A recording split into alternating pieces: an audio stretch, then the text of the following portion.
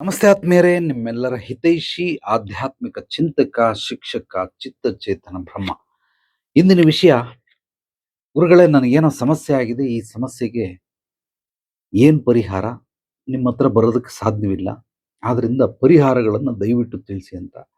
ನೋಡಪ್ಪ, ಸಮಸ್ಯೆಗಳಿಗೆ ಪರಿಹಾರಗಳನ್ನು ಯಾವುದೋ ಸೋಷಿಯಲ್ ಮೀಡಿಯಾ ಮೂಲಕ ತಿಳಿಸೋದಕ್ಕಾಗೋದಿಲ್ಲ. ಚೆನ್ನಾಗಿ ತಿಳ್ಕೊಳ್ಳಿ. ಇಲ್ಲಿ ವಿಷಯಗಳು ಅಂದರೆ ಇನ್ಫಾರ್ಮೇಷನ್ ಅಥವಾ ಸಮಸ್ಯೆಗಳಿಗೆ ಯಾರು ಪರಿಹಾರಗಳನ್ನು ವಿಡಿಯೋ ಮೂಲಕ ಕೊಡೋದಕ್ಕೆ ಸಾಧ್ಯವಿಲ್ಲ. ಕೆಲವೊಂದು ಉಪಯುಕ್ತ ಮಾಹಿತಿಗಳನ್ನು ನೀಡ್ಬೋದು. ಚೆನ್ನಾಗಿ ತಿಳ್ಕೊಳ್ಳಿ. ಉಪಯುಕ್ತವಾದ ಮಾಹಿತಿಗಳು, very very important, useful information ಅನ್ನು ಕೊಡಬಹುದು. ಅದಕ್ಕೆ ಸೊಲ್ಯೂಷನ್ ಕೊಡೋದಕ್ಕಾಗೋದಿಲ್ಲ. ಆ ಸೊಲ್ಯೂಷನ್ ಅನ್ನೋದನ್ನ ನೀವು ನೇರವಾಗಿ ಬಂದು ಪಡ್ಕೊಳ್ಬೇಕಾಗುತ್ತೆ. ಕಾರಣ ಏನು ಅಂದರೆ, ಎಲ್ಲ ಕಾಯಿಲೆಗಳಿಗೂ ಎಲ್ಲರಿಗೂ ಒಂದೇ ಮಾತ್ರೆ ಕೊಡೋದಕ್ಕಾಗೋದಿಲ್ಲ. ಉದಾಹರಣೆಗೆ ಶುಗರ್ ಇದೆ.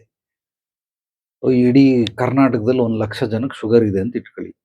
ಆ 1,00,000 ಜನಕ್ಕೆ ಎಲ್ರಿಗೂ ಇದೇ ಮಾತ್ರೆ ತಗೊಳ್ಳಿ, ಯೂಟ್ಯೂಬಲ್ಲಿ ಕೂತ್ಕೊಂಡು ಅಥವಾ ಫೇಸ್ಬುಕ್ಕಲ್ಲಿ ಕೂತ್ಕೊಂಡು ಹೇಳ್ತಾವನೆ, ಇಂತಿಂಥ ಮಾತ್ರೆ ತಗೊಳ್ಳಿ ಶುಗರ್ ಇರೋರಿಗೆ, ಅದು ಉಪಯೋಗಕ್ಕೆ ಬರ್ತದ? ಉಪಯೋಗ ಬರಲ್ಲ. ಯಾರಿಗೋ ಹಾರ್ಟ್ ಪ್ರಾಬ್ಲಮ್ ಇದೆ, ಯೂಟ್ಯೂಬು ಫೇಸ್ಬುಕ್ಕಲ್ಲಿ ಕೂತ್ಕೊಂಡು ಇಂಥ ಹಾರ್ಟ್ ಪ್ರಾಬ್ಲಮ್ ಯಾರ್ಯಾರಿಗಿದೆ ಇಂತಿಂಥ ಮಾತ್ರೆ ತಗೊಳ್ಬೋದಾ? ಸಮಸ್ಯೆಗಳ ಗಾತ್ರ ಏನು? ಸಣ್ಣ ಸಮಸ್ಯೆನ ನೆಗಡಿ, ತಲೆನೋವು, ಈ ಥರ ಮೆಡಿಕಲ್ ಸ್ಟೋರ್ಗೆ ಹೋದರೆ ಮಾತ್ರೆ ಕೊಡ್ತಾರೆ, ನುಂಗಿದ್ರೆ ವಾಸಿ ಆಗುತ್ತೆ. ಜ್ವರ ಬಂದ್ಬಿಟ್ಟೈತೆ, ಈಗ ಮಾತ್ರೆ ತಗೊಂಡು ನುಂಗ್ಕೊಂಡು ವಾಸಿ ಮಾಡ್ತೀಯಾ? ಇಲ್ಲ, ಆಗಲ್ಲ, ಡಾಕ್ಟರ್ ಶಾಪ್ಗೆ ಹೋಗ್ಬೇಕು. ಟೈಫಾಯ್ಡ್ ಬಂದ್ಬಿಟ್ಟೈತೆ, ಈಗಲೂ ಮೆಡಿಕಲಲ್ಲಿ ಮಾತ್ರೆ ತಗೊಳ್ತೀಯಾ? ಇಲ್ಲ, ಡಾಕ್ಟರ್ನ ಮೀಟ್ ಮಾಡಲೇಬೇಕು. ಅಡ್ಮಿಟ್ ಆಗುವಂಥ ಸಾಧ್ಯತೆಗಳು ಇರ್ತವೆ. ಏನೋ ಪ್ಲೇಗು, ಡೆಂಗು, ಅದೇನೇನೋ ಹಂದಿ ಜ್ವರ, ಕೋಳಿ ಜ್ವರ ಎಲ್ಲ ಬಂದ್ಬಿಡ್ತವೆ. ಇದು ಬಂದಾಗ ನೀನು ಮಾತ್ರೆ ತಗೊಂಡು ನುಂಗ್ತೀಯಾ? ನುಂಗಕ್ಕಾಗಲ್ಲ. ಅವ್ರನ್ನ ಹೋಗಿ ಭೇಟಿ ಮಾಡಬೇಕು. ಸಮಸ್ಯೆ ಗಾತ್ರ ಏನು? ಕೇವಲ ಆರೋಗ್ಯಕ್ಕೆ ಸಂಬಂಧಪಟ್ಟಂಗಲ್ಲ, ಜೀವನಕ್ಕೆ ಸಂಬಂಧಪಟ್ಟಂಗೆ, ವ್ಯಾಪಾರ ವ್ಯವಹಾರದಲ್ಲಿ ಸಂಬಂಧಪಟ್ಟಂಗೆ, ಸ್ನೇಹ ಸಂಬಂಧದಲ್ಲಿ ಸಮಸ್ಯೆಗಳು, ಮನುಷ್ಯನ ಹುಟ್ಟದಾಗಲಿಂದ ಸಾಯೋವರೆಗೂ ಸಮಸ್ಯೆಗಳು ನೆರಳಿದ್ದಂಗೆ. ಅವನನ್ನು ಬಿಟ್ಟು ಹೋಗಲ್ಲ. ಹೊಸ ಹೊಸ ರೂಪಗಳನ್ನು ಪಡ್ಕೊಂಡು ಬರ್ತಾನೆ ಇರ್ತವೆ. ಆ ಎಲ್ಲ ಸಮಸ್ಯೆಗೆ ಸೊಲ್ಯೂಷನ್ಗಳನ್ನು ಸೋಷಿಯಲ್ ಮೀಡಿಯಾದಲ್ಲಿ ಕೊಟ್ಬಿಡಿ ಅಂದರೆ ಖಂಡಿತವಾಗ್ಲೂ ಕೊಡೋದಕ್ಕಾಗೋದಿಲ್ಲ. ಏನು ಹೇಳಿದ್ರೆ, ಕೆಲವೊಂದು ಉಪಯುಕ್ತವಾದಂತಹ ಮಾಹಿತಿಗಳನ್ನು ನೀಡ್ಬೋದು. ಬುದ್ಧಿವಂತರು ಆ ಮಾಹಿತಿಗಳನ್ನು ಹಿಡ್ಕೊಂಡ ನಂತರ ಆ ಮಾಹಿತಿಯಿಂದ ನೆಕ್ಸ್ಟ್ ಏನು ಮಾಡಬೇಕು? ಆ ಮಾಹಿತಿಯಿಂದ ಸದುಪಯೋಗವನ್ನು ಪಡ್ಕೊಳ್ಬೇಕು. ಸದುಪಯೋಗ ಪಡ್ಕೊಳ್ಳೋದಕ್ಕೆ ಏನು ಮಾಡಬೇಕು? ಅದು ಬಹಳ ಬಹಳ ಅದ್ಭುತವಾಗಿರುವಂತಹ ವಿಚಾರ. ಆ ಸದುಪಯೋಗವನ್ನು ಪಡ್ಕೊಳ್ಳೋದು ಹೇಗೆ? ಯಾರು ಮಾಡ್ಬೇಕದನ್ನ? ಕೆಲವರು ಮಾತ್ರ ಎನ್ಕ್ಯಾಶ್ ಮಾಡ್ಕೊಳ್ಳುವಂತಹ ವಿದ್ಯೆಗಳನ್ನು ಕಲ್ತಿರ್ತಾರೆ. ಆದ್ರಿಂದ ಸೋಷಿಯಲ್ ಮೀಡಿಯಾದಲ್ಲಿ ಹೇಳಬಹುದಾದಂತಹ ವಿಚಾರಗಳನ್ನು ಮಾತ್ರ ಹೇಳ್ತಾ ಇರ್ತೀನಿ. ಚೆನ್ನಾಗಿ ತಿಳ್ಕೊಳ್ಳಿ. ಕೆಲವರಿಗೆ ಸಮಸ್ಯೆಗಳು, ಏನು ಸಮಸ್ಯೆ? ಯಾರೋ ಒಂದಷ್ಟು ದುಡ್ಡು ಕೊಟ್ಟಿದ್ದಾನೆ, ವಾಪಸ್ ಕೊಡ್ತಾ ಇಲ್ಲ. ಇವನು ಫುಲ್ ಟೆನ್ಷನ್ ಮಾಡ್ಕೊಂಬಿಟ್ಟಿದ್ದಾನೆ. ದುಡ್ಡು ಬರ್ತಾ ಇಲ್ಲ. ಎಷ್ಟು? ಒಂದು 5,00,000 ಕೊಟ್ಬಿಟ್ಟವನೆ, ಅಥವಾ 10,00,000. ಕೆಲವರು 1,00,00,000ನೇ ಕೊಟ್ಟಿರ್ತಾರೆ. ಪಾಪ ಹಾರ್ಟ್ ಅಟ್ಯಾಕ್ ಆಗಿ ಸತ್ತೋಗ್ಬಿಡ್ತಾರೆ. ಅದಕ್ಕೆ ಕೋಟಿಗಳಲ್ಲಿ ಮಾತಾಡಲ್ಲ. ಒಂದು 10,00,000 ಕೊಟ್ಬಿಟ್ಟವನೆ, ಕೊಡ್ತಾ ಇಲ್ಲ. ಏನು ಹಿಂಸೆ! ರಾತ್ರಿ ಎಲ್ಲ ನಿದ್ದೆ ಬರ್ತಾ ಇಲ್ಲ. ಆ ತಲೆಯಲ್ಲಿ ಬರ್ತದೆ ಚಿಂತನೆಗಳು, ಇವನು ಹೊಡೆದಾಕ್ಬಿಡೋಣ, ಹೋಗಿ ಲಾರಿ ಹತ್ತಿಸ್ಬಿಡೋಣ, ಕಾರ್ ತಗೊಂಡು ಗುದ್ಬಿಡೋಣ, ಸೂತ್ತಿ ತಗೊಂಡು ಹೊಡೆದಾಕ್ಬಿಡೋಣ, ಅವನು ವಿಷ ಹಾಕಿ ಸಾಯಿಸ್ಬಿಡೋಣ, ಹಾಗೆ ಹೀಗೆ ಏನೇನೋ ತಲೆಯಲ್ಲಿ ಬರ್ತವೆ. ಇದೆಲ್ಲ ಯಾಕೆ ಬರ್ತವೆ ಅಂದರೆ, ಸೀರಿಯಲ್ಗಳು, ಸಿನಿಮಾಗಳು ನೋಡಿ ನೋಡಿ ನೋಡಿ ನೋಡಿ ನೋಡಿ ಕತೆಗಳು. ಕೆಲವರು ನ್ಯೂಸ್ ಓದೋ ಹುಚ್ಚು, ನ್ಯೂಸ್ಗಳನ್ನು ಮಾತ್ರ ನೋಡ್ತಾರೆ, ಪೇಪರ್ ಓದ್ತಾರೆ. ಬರೀ ಇದು ಅಪಾಯಕಾರಿ ಆಕ್ಸಿಡೆಂಟ್ಗಳು, ಅವು ಇವು, ಅವನು ಹೊಡೆದ, ಇವನು ಹೊಡೆದ, ಇವಳು ಇಟ್ಕೊಂಡು ಹಿಂಗೆ ಮಾಡ್ದ, ಹಂಗೆ ಮಾಡ್ದ, ಇಂಥವೇ ಕೇಳಿ ಕೇಳಿ ಕೇಳಿ ಅದು ತಲೆಯಲ್ಲಿ ಕುಂತ್ಕೊಂಡಿರ್ತವೆ. ಈ ಥರ ಯಾರಾದರೂ ದುಡ್ಡು ಕೊಡದೇ ಇದ್ದಾಗ ಹೊಡೆದಾಕ್ಬಿಡೋಣ, ಸಾಕ್ಬಿಡೋಣ, ಹಿಂಗೆ ಅದು ಇದು ಬರ್ತದೆ. ಬಟ್ ಏನೂ ಮಾಡಲ್ಲ. ಚಿಂತನೆಗಳು ಬರ್ತವೆ ಒಳಗಡೆ. ತಲೆಯಲ್ಲಿ ಏನೇನೋ ಕಸಗಳು ತುಂಬ್ಕೊಂಡಿರ್ತವೆ. ಅದೆಲ್ಲ ಕಸ ರಿಪೀಟ್ ಆಗ್ತದೆ, ರುಬ್ತದೆ ಒಳಗಡೆ. ಆ ರೂಪದಾಗ ಪಾಪ ರಾತ್ರಿ ಎಲ್ಲ ನಿದ್ದೆ ಇಲ್ದಿರ ಅದ್ ಮಾಡಿ ಇದ್ ಮಾಡಿ ಏನ್ ಮಾಡ್ಬೇಕು? ವಸೂಲಿ ಮಾಡೋದಕ್ಕೆ ಇವನ್ ಕೈಲಿ ಯೋಗ್ಯತೆ ಇಲ್ಲ. ಪೊಲೀಸ್ ಸ್ಟೇಷನ್ಗೆ ಹೋಗಿ ಕಂಪ್ಲೇಂಟ್ ಕೊಡಯ್ಯ. ಅಯ್ಯೋ, ಆ ಸ್ಥಿತಿಲಿ ಇಲ್ಲ ಗುರುಗಳೇ. ಅದಕ್ಕೇನೋ ಒಂದು ಕಾರಣ ಹೇಳ್ತಾರೆ. ಪೊಲೀಸ್ ಸ್ಟೇಷನ್ಗೆ ಹೋಗಿ ಕಂಪ್ಲೇಂಟ್ ಕೊಡಕ್ ಆಗೋದಿಲ್ಲ ಅಂತ ಏನೋ ಒಂದು ನೆಪ, ಕುಂಟು ನೆಪಗಳು ಹೇಳ್ತಾರೆ. ಕುಂಟು ನೆಪ ಅಂತ ಸೀರಿಯಸ್ ಆಗೂ ಇರ್ಬೋದು. ಇವ್ರಿಗೆ ಪೊಲೀಸ್ನವ್ರು ಕಂಡ್ರೆ ಭಯ ಇರ್ಬೋದು. ಪೊಲೀಸ್ ಸ್ಟೇಷನ್ಗೆ ನಮ್ಮ ವಂಶದಲ್ಲಿ ಯಾರು ಅತ್ತೆ ಇಲ್ಲ, ಯಾರು ಕಂಪ್ಲೇಂಟ್ ಕೊಟ್ಟಿಲ್ಲ, ಏನೇನೋ ಸೆಂಟಿಮೆಂಟ್ಗಳು. ಕಂಪ್ಲೇಂಟ್ ಕೊಟ್ಟಿಲ್ಲ ಅಂದಮೇಲೆ ನೀನು ಯಾಕಯ್ಯ ಈ ಥರ ಕಂತ್ರಿ ಕೆಲಸ ಮಾಡಿದೆ? ನಾಳೆ ದಿವಸ ಕೊಡಲಿಲ್ಲ ಅಂದರೆ ಏನು ಮಾಡಬೇಕು ಅದು ಗೊತ್ತಿಲ್ಲ.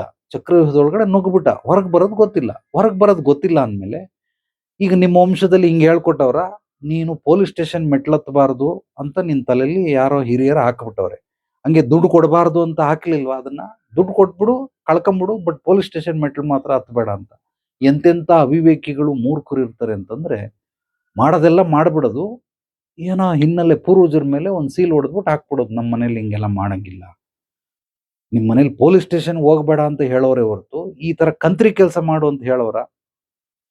ಯಾಕೆ ಮಾಡ್ದೆ? ಯಾಕೆ ಕೊಟ್ಟೆ? ಸೊ ಅದನ್ನ ಈಸ್ಕೊಂಬರೋದಕ್ಕೆ ತಾಕತ್ತಿಲ್ಲ. ಹೊಡೆದೋ, ಬಡದೋ, ಶಕ್ತಿಯಿಂದನೋ, ಯುಕ್ತಿಯಿಂದನೋ ಕಿತ್ಕೊಂಬರೋದಕ್ಕೆ ತಾಕತ್ತಿಲ್ಲ. ತಾಕತ್ತಿಲ್ಲದೆ ಇದ್ಮೇಲೆ ಯಾಕೆ ಕೊಟ್ಟೆ? ಓಕೆ, ಪೊಲೀಸ್ ಸ್ಟೇಷನ್‌ಗೆ ಆಗಲ್ಲ, ಬಿಟ್ಬಿಡು. ಇನ್ನೊಂದು ಬೇರೆ ಮಾರ್ಗ ಹೇಳ್ಕೊಡ್ತೀನಿ. ಆ ದುಡ್ಡನ್ನ ವಸೂಲಿ ಮಾಡ್ಕೊಂಡು ಬರೋದಕ್ಕೆ ಹೋಗು, ಅವನ ಹತ್ರ ಕೇಳು, ಫೋನ್ ಮಾಡು, ಈಸ್ಕೋ, ಕಾಯ್ಕೋ, ಅವ್ರ ಮನೆಗೆ ಹೋಗು, ಕುತ್ಕೋ, ಕೇಳು. ನಾನು ಕೆಲಸ ಬಿಟ್ಬಿಟ್ಟು ಹೋಗ್ಲಾ? ಅಯ್ಯೋ, ದುಡ್ಡು ಬರ್ಬೇಕಾಗಿರೋದು ನಿನಗೆ. ನಿನ್ ಕೆಲಸ ನಾನ್ ಮಾಡಕ್ ಹೋಗ್ಲಾ? ನಿನ್ ಬದಲು ನಾನು ಹೋಗ್ತೀನಿ ಅಂದ್ರೆ ಕೊಡ್ತಾನ ಅವ್ನು? ನೀನ್ ಯಾವನೇ ಹೋಗು ಅಂತ ಮುಚ್ಕೊಂಡು ಬೈದು ಕಳಿಸ್ತಾನೆ. ಸೊ ನಿನ್ ಕೆಲಸ ನೀನೇ ಮಾಡ್ಬೇಕು. ಯಾಕೆ ಕೊಟ್ಟೆ? ಈಗ ಈಸ್ಕೊಂಬ, ಅದನ್ನು ಮಾಡಕ್ಕಾಗೋದಿಲ್ಲ. ಪೊಲೀಸ್ ಸ್ಟೇಷನ್‌ಗೆ ಹೋಗಕ್ಕಾಗೋದಿಲ್ಲ. ಅವನ ಹತ್ರ ಹೋಗಿ ಫಾಲೋ ಅಪ್ ಮಾಡ್ಬಿಟ್ಟು ಈಸ್ಕೊ, ಅದನ್ನು ಮಾಡಕ್ಕಾಗೋದಿಲ್ಲ. ಯಾರನ್ನಾದ್ರೂ ರೌಡಿಗಳು ಕರ್ಕೊಂಡು ಹೋಗಿ ಸ್ವಲ್ಪ ಎದುರಿಸು, ಬೆದರಿಸು, ಅದನ್ನು ಮಾಡಕ್ ಸಾಧ್ಯವಿಲ್ಲ. ಬಟ್ ಇವನು ಡೈಲಿ ಬಂದು ತಲೆ ಚಚ್ಕತಾವನ್, ರಾತ್ರಿ ಎಲ್ಲ ಊಟ ಮಾಡ್ತಾ ಇಲ್ಲ, ಊಟ ಸೇರ್ತಾ ಇಲ್ಲ, ನಿದ್ದೆ ಬರ್ತಾ ಇಲ್ಲ.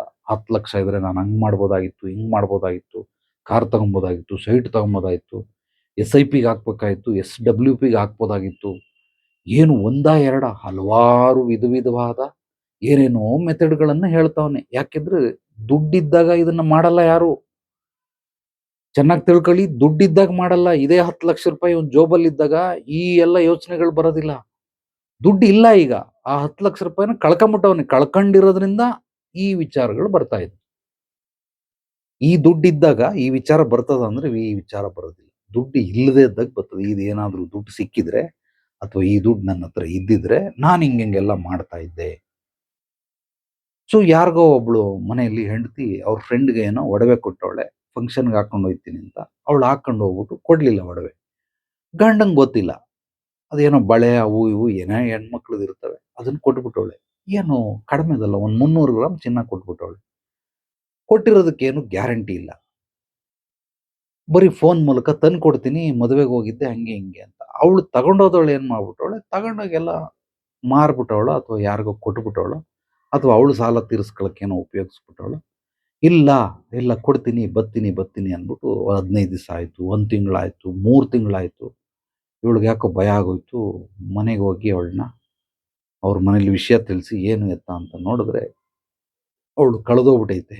ಅದಿಲ್ಲ, ನನಗೆ ಸ್ವಲ್ಪ ಟೈಮ್ ಕೊಡ್ತೀನಿ ಅಂತ. ಈಗ ಇವಳು ಏನಾಗ್ಬೇಕು? ಏನದು ದಿಗ್ಭ್ರಾಂತರಾಗ್ಬಿಡ್ತಾರೆ. ಶಾಕ್. ಕಳೆದೋಗ್ಬಿಟ್ಟೆ. 300 ಗ್ರಾಮ್ ಚಿನ್ನ ಕಳೆದೋಗ್ಬಿಟ್ಟೈತೆ. ಯಾಕೆ ಕಳೆದೋಗ್ಬಿಡ್ತು? Shocking news. ಹಿಂಗ ಹಾರ್ಟ್ ಅಟ್ಯಾಕ್ ಆಗಿ ಎಷ್ಟೋ ಜನ ಸತ್ತೋದವ್ರವ್ರೆ. ಪಾಪ ಅವಳು ಸತ್ತೋಗಿಲ್ಲ. ಬಂದ್ಬಿಟ್ಟು ಹಿಂಗೆ ಯಾಕಮ್ಮ ಕೊಟ್ಟೆ? ಗಂಡನ್ ಕೇಳ್ದ. ಅಯ್ಯೋ, ನಾವು ಫ್ರೆಂಡ್, ಕ್ಲೋಸ್ ಫ್ರೆಂಡು, ಅದಕ್ಕೋಸ್ಕರ ಕೊಟ್ಟೆ. ಈ ಕ್ಲೋಸ್ ಫ್ರೆಂಡ್ ಅಂತ ಮಾಡಿದ್ಲು ಪಾಪ. ತಡ್ಕ ಕೊಡ್ತಾಳೆ, ಈಸ್ಕ. ಯಾವಾಗ ಕೊಡ್ತಾಳೆ? 300 ಗ್ರಾಮ್ ಚಿನ್ನ ಎಷ್ಟು ಇವಾಗ ಬೆಲೆ? 14,000 15,000 ರೂಪಾಯಿ ಆಗ್ಬಿಟ್ಟೈತೆ. 1 ಗ್ರಾಮ್ಗೆ 15,000 ಅಂದ್ರೆ 10 ಗ್ರಾಮ್ಗೆ ಎಷ್ಟಾಯ್ತು? 1.5 ಲಕ್ಷ. 10 ಗ್ರಾಮ್ಗೆ 1.5 ಲಕ್ಷ. 100 ಗ್ರಾಮ್ಗೆ ಎಷ್ಟು? 15 ಲಕ್ಷ. 300 ಗ್ರಾಮ್ಗೆ ಎಷ್ಟು? 45 ಲಕ್ಷ. ಈಗ 50 ಲಕ್ಷ ದುಡ್ಡು ಅವಳು ಎಲ್ಲಿಂದ ತರ್ತಾಳೆ?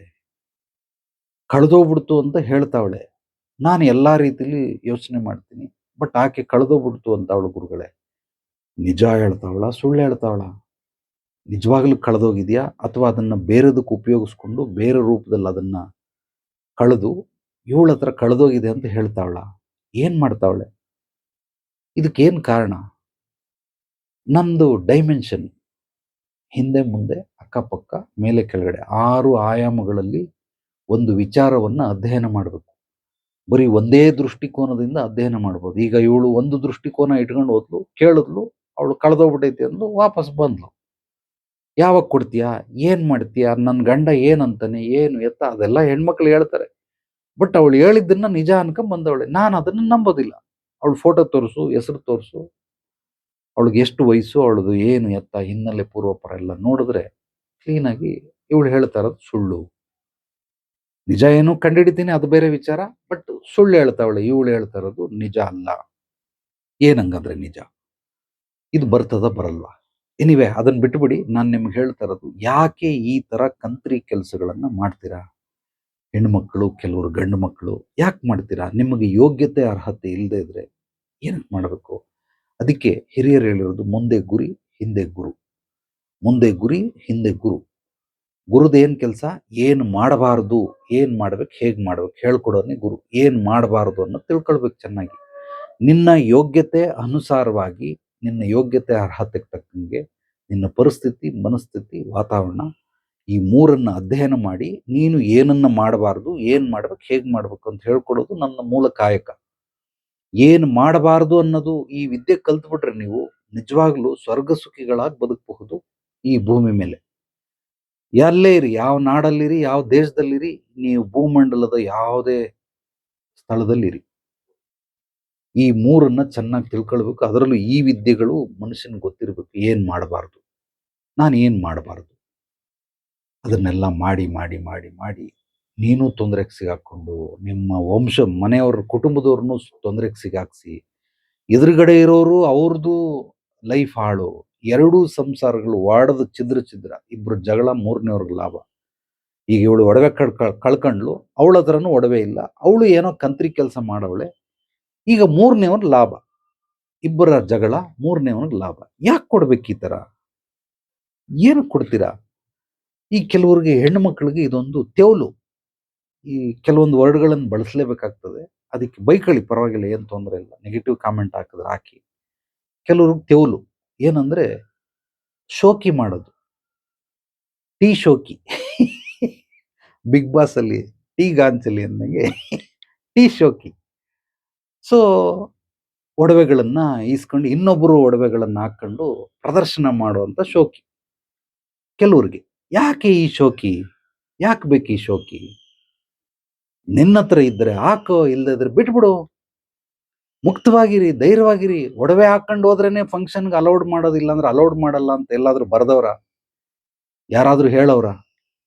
ಇಲ್ಲ ಗುರುಗಳೇ, ಯಾರು ಹೇಳಿಲ್ಲ. ಆದ್ರೆ ನಮ್ಮ ರೆಪ್ಯುಟೇಷನ್ ಏನಾಗುತ್ತೆ? ಹೆಣ್ಮಕ್ಳು ಅಂದ್ರೆ ನಾವು ಡೂಪ್ಲಿಕೇಟ್ ಎಲ್ಲ ಹಾಕೊಂಡು ಓಡಕ್ಕಾಗಲ್ಲ, ಚಿನ್ನಾನೇ ಹಾಕೊಂಡು ಹೋಗಿ. ಎಲ್ಲಿ ಬರ್ದವ್ರಮ್ಮ? ಯಾವ ಪುರಾಣಗಳಲ್ಲಿ ಬರ್ದವ್ರೆ? ಹೆಣ್ಮಕ್ಳು ಒಡವೆ ಹಾಕೊಂಡೇ ಫಂಕ್ಷನ್ಗೆ ಹೋಗ್ಬೇಕು. ಸರಿ, ಒಡವೆ ಹಾಕೊಳ್ಳಂಗಿದ್ರೆ ನಿನ್ನ ಯೋಗ್ಯತೆ ಅರ್ಹತೆಯನ್ನು ಹೆಚ್ಚಿಸ್ಕೋ, ಸಂಪಾದನೆ ಮಾಡು, ಹಾಕೋ. ನಿನ್ ದುಡ್ಡಲ್ಲಿ ನೀನ್ ಶೋಕಿ ಮಾಡು. ಇನ್ನೊಬ್ರದ್ದು ಒಡವೆ ತಗೊಂಬಂದು ಯಾಕೆ ಶೋಕಿ ಮಾಡ್ತೀಯ? ಯಾಕೆ ಮಾಡ್ಬೇಕು? ಇನ್ನೊಬ್ರು ಒಡವೆನ ಯಾಕೆ ಇಸ್ಕೊಂಡ್ಬರ್ಬೇಕು? ಮೊದಲು ಕೊಡೋರಿಗೆ ಬುದ್ಧಿ ಇಲ್ಲ, ಕೇಳೋರ್ಗೆ ಬುದ್ಧಿ ಇಲ್ಲ ಅಂತ ಹೇಳ್ತಾ ಇಲ್ಲ. ಕೇಳಿ ಅಂತ ಕೇಳ್ತಾರೆ, ಕೊಡೋರಿಗೆ ಬುದ್ಧಿ ಇಲ್ಲ. ಇವ್ರ ತಲೆಯಲ್ಲಿ ಸಗಣಿ ತುಂಬೈತೆ, ಅದಕ್ಕೋಸ್ಕರ ಸಗಣಿ ತುಂಬೈತೆ. ಮೆದ್ಲಿಲ್ಲ, ಅಲ್ಲಿ ಸಗಣಿ ಐತೆ, ಆ ಸಗಣಿ ತುಂಬಿರೋದ್ರಿಂದ ಕೊಡ್ತಾರೆ. ಪಾಪ ಅವ್ರು ಕೇಳ್ತಾರೆ. ಕೇಳೋರ್ಗೆ ನಾನು ಏನು ಹೇಳೋದಿಲ್ಲ. ವಂಡರ್ಫುಲ್, ಒಳ್ಳೆ ಕೆಲಸ ಕೇಳೋರ್ದು. ಬಟ್ ಕೊಡೋರಿಗೆ ಬುದ್ಧಿ ಇಲ್ಲ. ಕೊಟ್ಟೋನ್ ಕೊಡಂಗಿ, ಈಸ್ಕೊಂಡೋನ್ ವೀರಭದ್ರ ಅಂತಾರಲ್ಲ, ಹಂಗಾಗಿರೋದ್ರಿಂದ ಸಹಾಯ ಮಾಡ್ಬೇಕು. ಹಂಗಂತೇಳಿ ಮನುಷ್ಯನಿಗೆ ಸಹಾಯ ಮಾಡಬಾರ್ದು. ಮಾಡಿ, ನಿಮ್ಮ ಯೋಗ್ಯತೆ ಅರ್ಹತೆಗೆ ಅನುಸಾರವಾಗಿ ಮಾಡಿ. ಈಗ ಇವಳು 30 ಗ್ರಾಮ್ ಚಿನ್ನ 300 ಗ್ರಾಮ್ ಚಿನ್ನ ಕೊಟ್ಬಿಟ್ಟವಳೆ. 300 ಗ್ರಾಮ್ ಕೊಟ್ಬಿಟ್ಟು ಈಗ ಇವಳಿಗೆ ಆ 300 ಗ್ರಾಮ್ ಚಿನ್ನನ ರೀಪ್ಲೇಸ್ ಮಾಡುವಂತ ತಾಕತ್ತಿದ್ಯಾ? ಇವಳಂತೂ ಕೆಲಸ ಮಾಡಲ್ಲ, ಸದ್ಗೃಹಿಣಿ, ಮನೇಲಿರೋಂಥವಳು.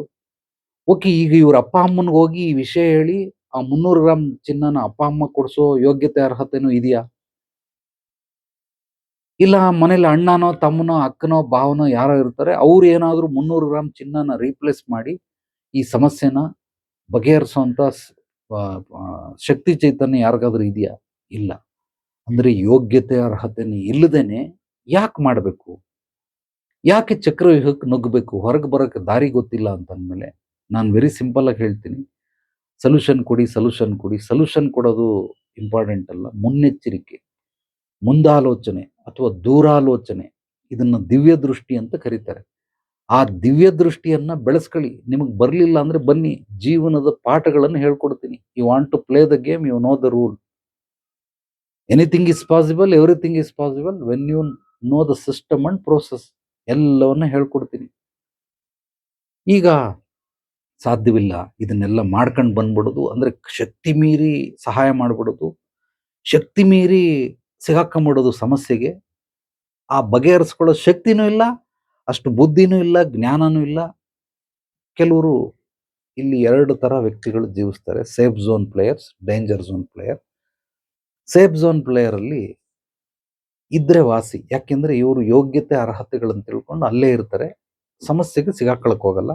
ಸಮಸ್ಯೆಗೆ ಸಿಗಾಕೊಂಡ್ರುನು ಅವರ ಶಕ್ತಿ ಮೀರಿ ಸಮಸ್ಯೆಗಳಿಗೆ ಸಿಗಾಕೊಳ್ಳೋದು. ಇವರೆಲ್ಲ ಸೇಫ್ ಝೋನ್ ಪ್ಲೇಯರ್.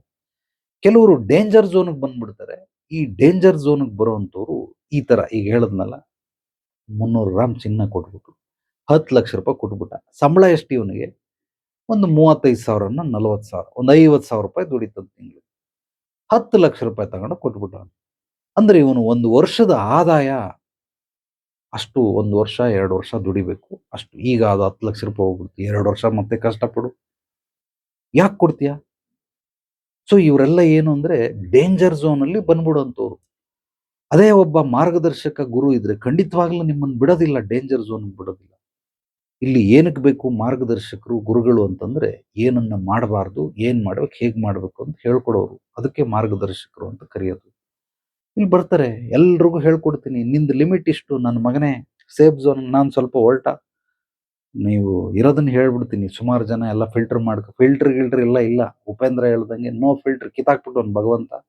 ಹಂಗಾಗಿ ಡೈರೆಕ್ಟ್ ಶೂಟ್. ಸುಮ್ಮನೆ ಮಾತಾಡಿ ಅವೆಲ್ಲ ಬಣ್ಣದ ಮಾತಾಡಿ, ಜೇನುತುಪ್ಪದ ಮಾತಾಡಿ, ಪಾಲಿಶ್ ಮಾಡಿ ಮೇಲ್ಗಡೆ ಸಿಹಿ ಕೋಟಿಂಗ್ ಕಳಿಸಿ ಆ ಥರದ್ದೆಲ್ಲ ಇಲ್ಲ. ಯಾವಾಗಲೂ ಸತ್ಯ ಕಹಿಯಾಗೇ ಇರ್ತವೆ. ಹಂಗಾಗಿ ನಾನು ಕೂಡ ಒಂದು ರೀತಿ ಹಾಗಲಕಾಯಿ, ಬೇವಿನಕಾಯಿ ಇದ್ದಂಗೆ. ಸೊ ತಿಂದರೆ ಅದು ಆರೋಗ್ಯಕ್ಕೆ ಒಳ್ಳೆಯದು. ಅದ್ಭುತವಾದ ಕ್ಯಾನ್ಸರ್‌ನು ಕೂಡ ವಾಸಿ ಮಾಡುವಂಥ ಶಕ್ತಿ ಅಂಥದ್ರಲ್ಲಿ ಕಹಿಯಲ್ಲಿದೆ. ಸತ್ಯಕ್ಕೂ ಕೂಡ ಅದೇ ರೀತಿ ಕಹಿನೇ. ಆದ್ರಿಂದ ನನ್ನನ್ನು ನಾನು ಬದಲಾಯಿಸ್ಕೊಳಕ್ಕಾಗಲ್ಲ. ಸುಮಾರು ಜನ ಬಂದು ತಿದ್ದುತ್ತಾರೆ, ಒಂದು ಸ್ವಲ್ಪ ತಿದ್ಕೊಳ್ಳಿ ಹಂಗೆ ಹಿಂಗೆ ಅಂತ ಹೇಳ್ತಾರೆ. ನೀವು ಏನು ಮಾಡಿದ್ರು ಅದು ಆಗೋದಿಲ್ಲ. ನಾನು ಇರೋದೇ ಹಿಂಗೆ. ಅಕ್ಸೆಪ್ಟ್ ಮಾಡಂಗಿದ್ರೆ ಅಕ್ಸೆಪ್ಟ್ ಮಾಡು, ರಿಜೆಕ್ಟ್ ಮಾಡಂಗಿದ್ರೆ ಮಾಡು, ಹೋಗಿ ರೈಟ್ ಹೇಳು ಅಷ್ಟೇ. ಬೇಕಾಗಿಲ್ಲ, ಅವಶ್ಯಕತೆ ಇಲ್ಲ. ಸೊ ಒರಟು ಸ್ವಭಾವ. ಯಾಕೆಂದ್ರೆ ನಮ್ಮ ಗುರುಗಳು ನನಗಿಂತ ಒರಟರು. ಹೊಡೆದು ನಾನಂತೂ ಬಾಯಲ್ಲಿ ಹೇಳ್ತಾ ಇದ್ದೆ. ವಾಂತಿ ತೆಗೆದು ಬಿಡೋರು. ಹೊಡೆದ್ಬಿಟ್ಟೆ ಕಲಿಸ್ತಾ ಇದ್ದಿದ್ದು. ಹೊಡೆದ್ಬಿಟ್ಟೆ ಉತ್ತರ ಹೇಳ್ತಾ ಇದ್ದಿದ್ದು. ಹೊಡೆದ್ಬಿಟ್ಟೆ ಅವ್ರ ಪ್ರಾಬ್ಲಮ್ ಸಾಲ್ವ್ ಮಾಡ್ತಾ ಇದ್ದು. ಹೊಡಿದೇನೆ ಸಾಲ್ವ್ ಮಾಡೋದಕ್ಕೆ ಸಾಧ್ಯವೇ ಇಲ್ಲ. ಅವ್ರ ಹತ್ರ ಇಂಥ ದಿವಸ ನಾನು ಹೊಡೆಸ್ಕೊಂಡಿಲ್ಲ ಅಂತ ಒಂದು ದಿವಸನೂ ಇಲ್ಲ. 7 ವರ್ಷ ಸಂಪರ್ಕದಲ್ಲಿದ್ರು. 7 ವರ್ಷನೂ ಹೊಡೆಸ್ಕೊಂಡಿದ್ದೀನಿ. ಯಾವಾಗ ಅವ್ರನ್ನ ಭೇಟಿ ಮಾಡಿದೆ ಅವಾಗೆಲ್ಲ ಹೊಡೆಸ್ಕೊಂಡಿದ್ದೀನಿ. ಹಂಗಾಗಿ ಹೊಡೆದೇ ಹೇಳ್ತಾ ಇದ್ದು. ಸೊ ದಂಡಂ ದಶಗುಣಂ. ಆ ಒದೆ ತಿನ್ನೋ ದೇವಾಭೂತಗಳು ಮಾತಿನಿಂದ ಬಗ್ಗಲ್ಲ. ಅದಕ್ಕೋಸ್ಕರ ಹೊಡೆದೇ ಹೇಳ್ತಾರೆ. ಹಂಗೆ ಕೆಲವ್ರಿಗೆ ಇರ್ಬೇಕದು. ಅದು ತಿದ್ದೋದಕ್ಕೆ, ಆ ಸಮಸ್ಯೆಗಳನ್ನ ಬಗೆಹರಿಸೋದಕ್ಕೆ ಇಷ್ಟಾದ್ರೂ ಡೆನ್ಸಿಟಿ ಇರಲೇಬೇಕು. ಇಷ್ಟು ಒರಟುತನ ಇಲ್ಲ ಅಂದ್ರೆ ಅದನ್ನ ತಿದ್ಕೊಳ್ಳೋದಕ್ಕೆ ಸಾಧ್ಯವಿಲ್ಲ. ಆದ್ರಿಂದ ಎನಿವೆ ಇದೆಲ್ಲವೂ ಕೂಡ ಮಾಡ್ತಾರೆ. ನಾನು ಮೂಲವಾಗಿ ಈ ಒಂದು ವಿಡಿಯೋ ಮಾಡೋದು ಉದ್ದೇಶ ಏನು ಅಂತಂದ್ರೆ ಕ್ಲೈಮ್ಯಾಕ್ಸ್ ಅಲ್ಲೇನು ಕನ್ಕ್ಲೂಷನ್ ಏನು ಒಂದು ಪಕ್ಕಾ 100% ಸಿಗೋದಿಲ್ಲ. ಈ ವಿಡಿಯೋಗೆ ಕನ್ಕ್ಲೂಷನ್ ಕೊಡ್ತಾ ಇರೋದು ಏನು ಅಂದ್ರೆ, ಒಂದು ಬಿಟ್ಟು ಬದುಕ್ತೀಯಾ ಅಥವಾ ಇಟ್ಕೊಂಡು ಬದುಕ್ತೀಯಾ? ಈಗ 10 ಲಕ್ಷ ಕೊಡಬೇಕು, ವಸೂಲಿ ಮಾಡೋ ಯೋಗ್ಯತೆ ಇಲ್ಲ. 4-5 ಪ್ಲಾನ್ಗಳನ್ನು ಹೇಳ್ಕೊಟ್ಟೆ. ಯಾವ ಪ್ಲಾನು ನಿನ್ಗೆ ವರ್ಕೌಟ್ ಆಗ್ಲಿಲ್ಲ ಅಂದ್ರೆ ಮರ್ತು ಬಿಡು, ಬಿಟ್ಬಿಡು. ಆ ತಲೆಯಲ್ಲಿ ಆ 10 ಲಕ್ಷ ಕೊಡ್ಲಿಲ್ಲ ಅಂತ ಅನ್ಕೊಂಡು ನೆಗೆಟಿವ್ ಅಲ್ಲಿ ನಿದ್ದೆ ಕೆಡಿಸ್ಕೊಂಡು, ಆರೋಗ್ಯ ಕೆಡಿಸ್ಕೊಂಡು, ಕೆಲಸನೂ ಮಾಡಕ್ಕಾಗದೆ, ಸಂಸಾರನೂ ಮಾಡಕ್ಕಾಗದೆ, ಕೇವಲ 10 ಲಕ್ಷದ ಹಿಂದೆ ಬಿದ್ದು ಈ ಎಲ್ಲಾ 10 ತರ ಕಳ್ಕೊಳ್ಳೋ ಬದಲು ಒಂದನ್ನ ಕಳ್ಕೊಂಬಿಡು. ಇವೆಲ್ಲ 10 ಉಳ್ಕೊಳ್ತವೆ. ಬಿಟ್ಬಿಡು, ಮರ್ತು ಬಿಡು ಅದನ್ನ. ತಿರ್ಗಾ ಸಂಪಾದನೆ ಮಾಡು, ನೋ ಪ್ರಾಬ್ಲಮ್. ಅಂದ್ರೆ ಬಿಟ್ಬಿಟ್ಟು ಮುಂದೆ ಹೋಗ್ತೀಯಾ ಅಥವಾ ಇಟ್ಕೊಂಡು ಅಲ್ಲೇ ಇರ್ತೀಯ? ಕುರುಕ್ತಾ ಈ 10 ಕೂಡ ಕಳ್ಕೊಳ್ತೀಯ. ಹೆಂಡತಿ ಮೇಲೆ ಸಿಡ್ಸಿಡ ಅಂತಾನೆ, ಮಕ್ಕಳ ಮೇಲೆ ಸಿಡ್ಸಿಡ ಅಂತಾನೆ, ಅಪ್ಪ ಅಮ್ಮನ ಕಂಡ್ರೆ ಸಿಡ್ಸಿಡ ಅಂತಾನೆ. ಯಾಕೆಂದ್ರೆ 10 ಲಕ್ಷ ರೂಪಾಯಿ ಕೊಟ್ಬಿಟ್ಟು ಇವನ್ ಮಾಡಿರೋ ತಪ್ಪು. ಆ ತಪ್ಪಿಗೆ 10 ಲಕ್ಷ ರೂಪಾಯಿ ವಾಪಸ್ ಇಸ್ಕೊಳ್ಳೋವರೆಗೂ ಇವನು ನೆಮ್ಮದಿಯಾಗಿಲ್ಲ, ಬೇರೆಯವ್ರನ್ನು ನೆಮ್ಮದಿಯಾಗಿರಕ್ ಬಿಡ್ತಾ ಇಲ್ಲ. ಒಂದು 10 ಲಕ್ಷ ರೂಪಾಯಿಗೋಸ್ಕರ ಕೋಟ್ಯಾಂತರ ರೂಪಾಯಿ ಸ್ನೇಹ ಸಂಬಂಧ, ಸೊ ಆರೋಗ್ಯ, ತೃಪ್ತಿ, ನೆಮ್ಮದಿಯನ್ನ ಹಾಳು ಮಾಡ್ಕೊಳ್ತಾವ. ಬಿಟ್ಬಿಡೋದನ್ನ. ಮತ್ತೆ ದುಡಿ, ನೋ ಪ್ರಾಬ್ಲಮ್. ಇಲ್ಲ ವಸೂಲಿ ಮಾಡ್ತೀಯಾ? 4-5 ದಾರಿಗಳನ್ನು ಹೇಳ್ಕೊಟ್ಟಿದ್ದೀನಿ, ಹೋಗಿ ವಸೂಲಿ ಮಾಡು. ಹಂಗೂ ಆಗಲ್ಲ, ಹಿಂಗೂ ಆಗಲ್ಲ. ಮರೆಯಕ್ಕಾಗ್ತಾ ಇಲ್ಲ. ಸರಿ ಹೋಗಯ್ಯ, ವಸೂಲಿ ಮಾಡ್ಕೊಂಬ. ಇಲ್ಲ, ಆಗ್ತಾ ಇಲ್ಲ. ಅದಕ್ಕೋಸ್ಕರ ಬಿಟ್ಬಿಡಿ. ಅಂದ್ರೆ ಓವರ್ ಆಲ್ ಆಗಿ ನಾನು ಹೇಳೋದೇನಂದ್ರೆ, ಕೊಟ್ಟು ಪಾಪ ಕಳ್ಕಂಡೆ ಅಂತ ಅನ್ಕ, ಕರ್ಮ ಕಳ್ಕಂಡೆ ಅಂತ ಅನ್ಕ. ಇಲ್ಲ ಅದರ ಜೊತೆಗೆ ಬದುಕಿ ನನ್ನ ಇಡೀ ಜೀವನದಲ್ಲಿರುವಂತಹ ಎಲ್ಲ ಸಂತೋಷ, ಖುಷಿ, ನೆಮ್ಮದಿಯನ್ನ ನಾನು ಅದನ್ನ ಹಾಳು ಮಾಡ್ಕೊಳ್ತೀನಿ. ಎಷ್ಟೋ ಜನ ಈ ತರ ದುಡ್ಡು ಕೊಟ್ಟು ವಸೂಲಿ ಮಾಡಕ್ಕಾಗ್ದೇನೆ ನೇಣು ಹಾಕೊಂಡು ಸತ್ತೋರು, ಊರ್ ಬಿಟ್ಟು ಓಡೋದವ್ರು, ಹುಚ್ಚರಾದವ್ರು, ಕಾಯಿಲೆಗಳು ಬರೆಸ್ಕೊಂಡು ಮಲ್ಕೊಂಡಂತವ್ರು, ಈ ಒಬ್ರಿಬ್ರಲ್ಲ ಸುಮಾರು ಜನ ನೋಡಿದ್ದೀನಿ. ಬರೀ ಇಷ್ಟೇ ಒಂದು 5,00,000, 10,00,000, 1,50,000 ರೂಪಾಯಿಗೆ ನೇಣು ಹಾಕೊಂಡವ್ರನ್ನ ನೋಡಿದ್ದೀನಿ. ಬರೀ 1,50,000 ಜಿಜಿಬಿ 1,50,000 ದುಡಿಯಕ್ಕೆ ಯೋಗ್ಯತೆ ಇಲ್ದೇನೆ ತನ್ನ ಜೀವನನ ನೇಣು ಹಾಕೊಂಡು ಸತ್ತೋಗ್ಬಿಟ್ಟ. ಜೀವನನೇ ಬಲಿ ಕೊಟ್ಬಿಟ್ಟ. ಬರೀ 1,50,000ಕ್ಕೆ. ಇದೆಲ್ಲ ನಾನು ಹೇಳ್ತಾ ಇರೋದು ಪಾಪ ನೀವು ಎಲ್ಲ ಕೇಳಿರ್ತೀರ ಎಲ್ಲ ಕಡೆ ಸಹಜವಾಗಿ ಇದ್ದಿದ್ದೆ. ಬಟ್ ಡೂ ಆರ್ ಡೈ ಚೆನ್ನಾಗಿ ತಿಳ್ಕೊಳ್ಳಿ. ಮಾಡು ಇಲ್ಲ ಮಡಿ. ಮಾಡು ಇಲ್ಲ ಮಡಿ ಎರಡೇ ಇರೋದು. ಬಿಟ್ಬಿಡು ಅವನ ಹತ್ರ ವಸೂಲಿ ಮಾಡು. ಡೂ ಅದು. ಇಲ್ಲ ಡೈ ಬಿಟ್ಬಿಡು ಮರ್ತು ಬಿಡು ಅವನ ಇನ್ ಬಿಟ್ಟಾಕ್ ಹೋದ್ರಾಯ್ತು ಮತ್ತೆ ದುಡ್ಕ. ಸೊ ಈ ರೀತಿ ಮಾಡೋದ್ರಿಂದ ನಿಜವಾಗ್ಲೂ ಅದ್ಭುತವಾದಂತಹ ಸಮಸ್ಯೆಗೆ ಪರಿಹಾರಗಳು ಸಿಗ್ತವೆ. ಹಂಗಾಗಿರೋದ್ರಿಂದ ನಾನು ನಿಮಗೆ ಸೋಷಿಯಲ್ ಮೀಡಿಯಾದಲ್ಲಿ ಪರಿಹಾರ ಕೊಡಿ ಅಂತ ಕೇಳಿದ್ರಿ. ಎಷ್ಟು ತಿಳಿಸ್ಬೇಕೋ ಅಷ್ಟು ತಿಳಿಸಿದ್ದೀನಿ, ಎಷ್ಟು ಕೊಡಬೇಕೋ ಕೊಡಿಸಿದ್ದೀನಿ. ಇನ್ನೂ ನಿಮಗೆ ವೈಯಕ್ತಿಕವಾಗಿ ಏನಾದರೂ ಇದ್ರೆ ಖಂಡಿತವಾಗಿ ನೇರವಾಗಿ ಬಂದು ಭೇಟಿ ಮಾಡಿ. ಐ ನೀಡ್ ಅಪಾಯಿಂಟ್ಮೆಂಟ್ ಅಂತ ಹೇಳಿ ಕಳಿಸಿ. ನಾನು ನಿಮಗೆ ಒಂದು ದಿವಸ ಸಮಯ ಹೇಳ್ತೀನಿ. ಆ ಸಮಯಕ್ಕೆ ಬಂದರೆ ಖಂಡಿತವಾಗ್ಲೂ ಸಿಗ್ತೀನಿ. ಎಲ್ರಿಗೂ ಒಳ್ಳೆಯದಾಗಲಿ.